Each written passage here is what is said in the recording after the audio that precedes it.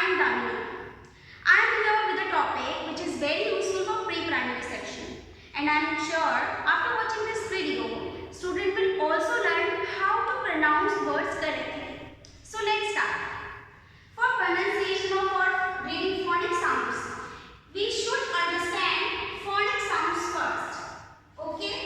So let's start. We will learn phonic sounds of A to Z.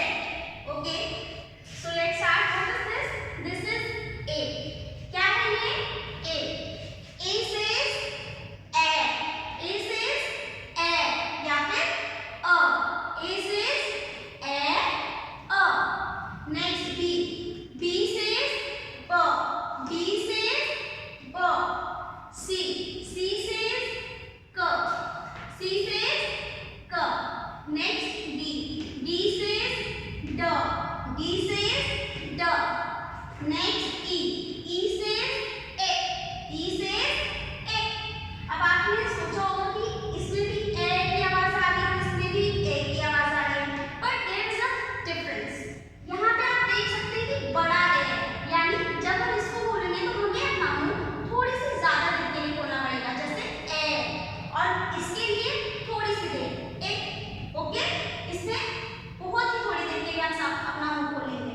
Next F. F says F. F says F. G says G. G says G. H says H. H says H. Next I. I says E. I says E. Next है J. J says J. J says J. K says K. K says K. L. L. L says L. L says L. Next M. M says M. M says M. Next is N. N says N. N says N. O. O says O. O says O. P says P. P says P. Q says Q.